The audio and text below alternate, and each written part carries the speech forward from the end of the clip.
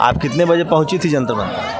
मैं करीब पहुंची थी जब बच्चों के ऊपर ये पुलिस ने हमला किया। जब मैं बेटियों से मिली तो बेटियां बहुत ज़्यादा रो रही थी, बहुत ज़्यादा घबराई हुई थी, पूरा कांप रही थी। जब मैंने उन दोनों बेटियों का ऐसे गले लगाया तो वो और ज़ोर ज़ोर से फूट के रोने लगी। जब मैं उनसे ऐसे गले मिली तो उन्होंने उनको बहन की गाली दी, उन्होंने उनके बाल खींचे कि जब आप मेडल लाए थे देश के लिए तो पूरा देश ने आपका सम्मान किया था, लेकिन आपने इन खिलाड़ियों के लिए जो शब्द किए उससे मातृशक्ति का अपमान हुआ है। उसके पीटी उषा के पास मेरे सवाल का जवाब नहीं था।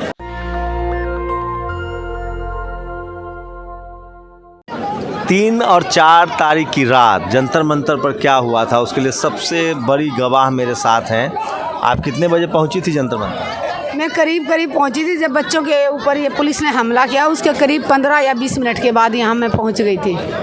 आप बीच में थी, क्या बातचीत हो रही थी? उसके बाद क्या हुआ, क्या था? जब मैं यहाँ पे आई तो बहुत ज़्यादा संख्या में यहाँ पुलिस थी, और जब मैं वहाँ से गाड़ी से उतरी तो वहाँ पे एक रिपोर्टर थे। उन्होंने कहा कि मैम यहाँ से रास्ता बंद है, तो ये जो ये पीछे ऑफिस है किसी पार्टी का, इस ऑफिस के अंदर से यहाँ से लेके आए वो मुझे।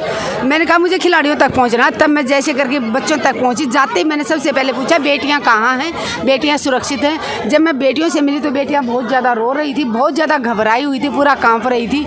जब मैंने उन दोनों बेटियों का ऐसे गले लगाया तो वो और ज़ोर ज़ोर से फूट के रोने लगी। जब मैं उनसे ऐसे गले मिली तो मैंने कहा बेटा हम तुम्हारे साथ हैं, सारा देश आपके साथ है, रोना नहीं। तो उनको दुख इस बात का था कि जो पुलिसकर्मी थे, जो पुरुष थे, उन्होंने उन बेटियों को धक्का दिया, उन्होंने उनको बहन की गाली दी, उन्होंने उनके बाल खींचे, और उन्होंने जब वो बेचारी क्या था वो जो उन्होंने प्लास्टिक वो अपनी फोल्डिंग वाली वो मंगाई थी, चारपाइयाँ मंगवाई थी, वो उतार रही थी गाड़ी से और पुलिस वाले उनको उतारने नहीं दे रहे थे। इसी के बीच में हमारे 2 भाइयों के चोटें भी लगी हुई हैं सिर में। एक भाई के गर्दन में बहुत ज़्यादा चोट लगी है, उसकी गर्दन इधर उधर हिल नहीं रही, बहुत ज़्यादा पेन हो रहा है।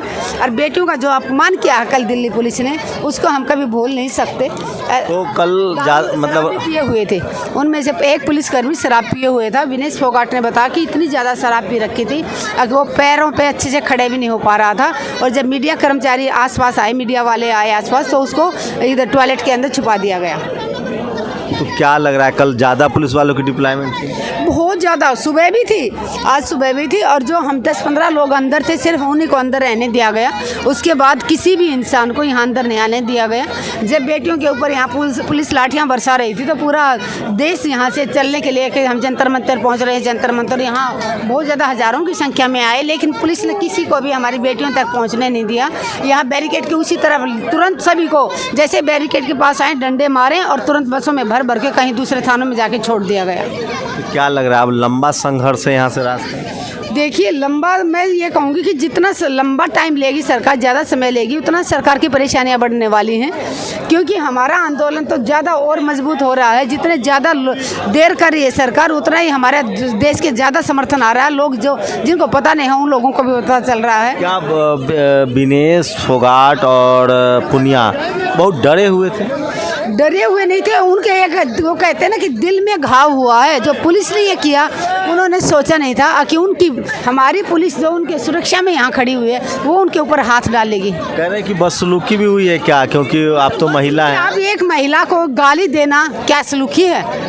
गंदी गाली, बहन की गाली दी है उन्होंने, इतना घटिया। मतलब मेरे को गुस्सा आ रहा है कि पुलिस ऐसे कैसा कर सकते हैं, वो भी एक अंतर्राष्ट्रीय खिलाड़ियों के साथ।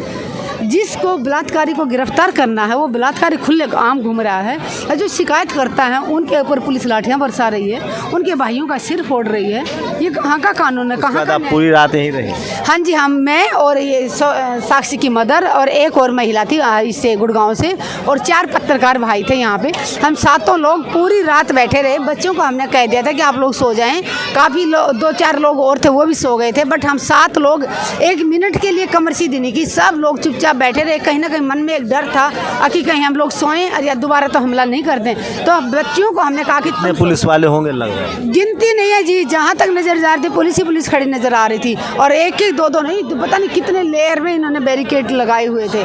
जो हमारे समर्थक आ रहे थे वहाँ उनको नज़दीक पहुँचने नहीं दिया जा रहा था। उस तरफ महिलाएं भी हमारी थी। मैं बैरिकेड के ऊपर से आवाज़ लगा रही थी कि महिलाओं को अंदर आने दीजिए, उन्होंने अंदर नहीं आने दिया गया। तो ये कल रात की सबसे बड़ी गवाही थी। मैडम किसान नेता हैं और लगातार पहलवानों के साथ इस आंदोलन में डटी हुई है। कल रात जो पीटी उषा जी यहाँ पे आई थी, उसके लिए लोग वो में भी तस्वीर दिख रही है। क्या आप लोगों ने बदसलूकी की है? उन्होंने तो आश्वासन दिया कि आप लोग उसी का मैं आपको बताना चाहूँगी। अब पीटी उषा जी यहाँ आई, खिलाड़ियों से मिलना चाह रही थी, 20 से 25 मिनट उनकी बात कराई गई खिलाड़ियों से। उसके बाद जब वो वापस गाड़ी की तरफ जाने लगी तब मैंने उनसे एक सवाल किया था। मैंने उनसे पूछा था कि मैम, जब आप गोल्ड मेडल लाए थे देश के लिए तो पूरे देश ने आपका सम्मान किया था, लेकिन आपने इस आंदोलन के लिए जो बयान दिया है उस आंदोलन से मातृशक्ति को ठेस पहुंची है। तो मैं आपको पूछना चाहती हूँ कि आप महिला होते हुए भी महिलाओं का अपमान आपने क्यों किया? क्या बोले? सिर्फ मेरी ये एक ही लाइन थी, तो उन्होंने कोई जवाब नहीं दिया और वो बहुत गुस्से में हो गई और गुस्से में होकर उन्होंने रास्ता बदल लिया और वो भागने लगी। खिलाड़ियों को उन्होंने आश्वासन दिया है कि हम खिलाड़ियों को सिर्फ ये कह के गई कि हाँ, मैं आप लोगों के साथ हूँ। अगर हम चाहते थे कि वो पब्लिक के बीच में सबके बोल के जाए कि मैं आपके साथ हूँ और आपको न्याय नहीं मिलेगा तब तक मेरा समर्थन जारी रहेगा, उन्होंने ऐसा कुछ नहीं बोला। मैंने सिर्फ एक सवाल किया था, मैंने कोई उनका अपमान नहीं किया। कहीं भी कोई रिकॉर्डिंग दिखा दीजिए, मैंने कोई उनका अपमान नहीं किया, ना मैंने उनको कोई टच किया, ना मैंने उनको कोई धक्के मारे, ना मेरे हाथ में कोई लाठी थी, ना कोई हथियार था। मैंने बड़ी इज्जत के साथ, मेरा पहला शब्द यही था कि जब आप मेडल लाए थे देश के लिए तो पूरा देश ने आपका सम्मान किया था, लेकिन आपने इन खिलाड़ियों के लिए जो शब्द किए उससे मातृशक्ति का अपमान हुआ है। उसके पीटी उषा के पास मेरे सवाल का जवाब नहीं था। तो ये थी किसान नेता हैं और लगातार इस आंदोलन में बनी हुई है। शुक्रिया मैम, हमसे बात। धन्यवाद जी, धन्यवाद। नेशनल दस्तक की आपसे गुजारिश है कि अगर इसको बचाना चाहते हैं तो नेशनल दस्तक को सब्सक्राइब करने के लिए रेड कलर के सब्सक्राइब बटन को दबाएं, फिर बेल आइकन की घंटी दबाएं। नेशनल दस्तक को बचाने के लिए बहुत जरूरी है कि हर खबर को शेयर करें, लाइक करें, कमेंट जरूर करें।